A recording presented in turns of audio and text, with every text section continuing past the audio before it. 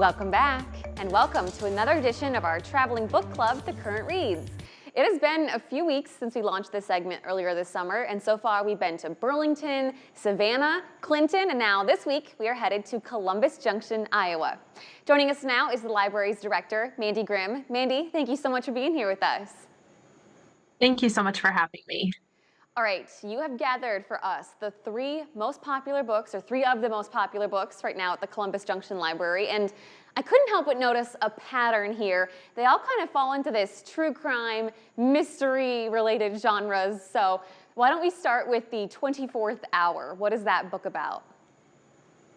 So this is the 24th installment of James Patterson's The Women's Murder Club. So it's four women, one who's a detective, a medical examiner, a district attorney, and a crime writer.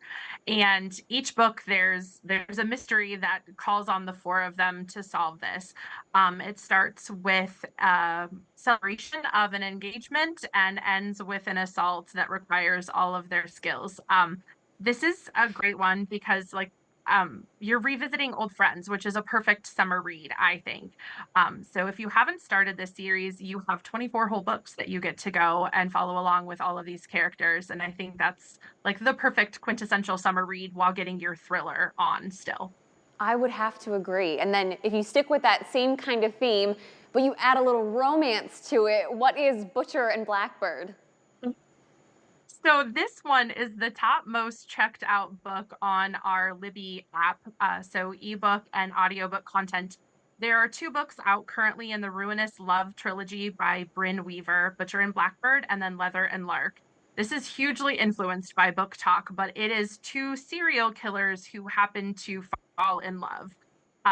There's definitely trigger warnings. It is a dark romance, so very open door. You are, if that's not for you, I would not recommend this one, but it is one that our readers are really, really enjoying. It's a little weird to talk about serial killers falling in love, but they are kind of going, it's a vigilante justice. So it kind of makes it feel a little bit better about that. And are a lot of people checking out the audio version of that? They are, yes.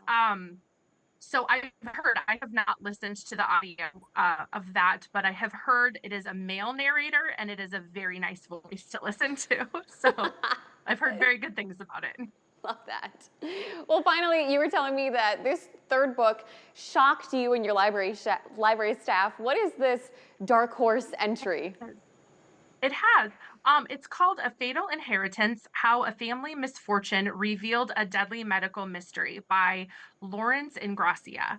And so this is a nonfiction story. It's part family memoir, part medical um research, but basically the author's family has large rates of cancer, and he's just trying to explore whether or not this is just really bad luck or if there's some sort of medical reason for it. And I think a lot of readers have resonated with that. We don't tend to see a lot of nonfiction go out of our library outside of biographies and memoir.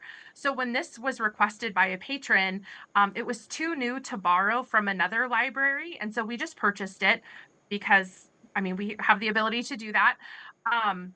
But then once we put it on our new shelf, it has gone out just as much as the Women's Murder Club has. So I just have found that really interesting. And until you had reached out for this interview, I hadn't put that together, that it's been checked out quite as the same as some of our fiction books. Wow, that is really interesting. And I haven't read that book yet, but when I was looking into it for this interview, I thought it was really interesting that they talked about it's kind of a mix of a memoir as well as like really deep medical research. So you kind of get the best of both of those worlds. But we could talk about books all day. Beyond the books, you are going to keep this true crime theme going with an event in October. What do you have planned? So this year is the 150th anniversary of Columbus Junction's founding. So in celebration of our sesquicentennial, we are doing what we're calling Shadows and Stories. It will be a true crime based walk through the cemetery in Columbus City. You'll get little stories, little vignettes of Louisa County, but Columbus Junction specific crime throughout the ages. And we're really looking forward to that. Local history is such a huge draw for our community, and what perfect time to celebrate it than on a big anniversary year. Oh, that sounds super fun.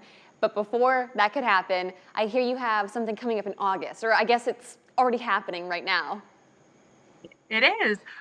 This is our second time doing Cake Wars. So a lot of libraries check out books and audiobooks and movies, but one of our neighboring libraries has a cake pan collection. And so we have borrowed all of those cake pans, and our friends of the library have provided cake mixes and frosting. And so people are coming in to check out all of those items and making a cake. And then in a couple of weeks, we will have social media voting for our Cake Wars winner that will then win some more fun cake Oh my decorating items, cake pops, stuff like that. So it's a really big draw for the kids, and it's a great thing to do at home during like those. Well, I guess it's not really the dog days of summer right now. It's really beautiful, but gosh. Yeah, we might have missed the dog days, but we shouldn't say that. They could come back. September could be hot. they sure could. Mandy, I want to thank you so much for your time today. Like I said, we could talk about this all day long, but I'm super appreciative. Thank you so much for having me. And if you guys at home, if you want to check out any of the book titles we talked about or the programs coming up both in August and October, you can find more information on our website underneath the As Seen on TV tab.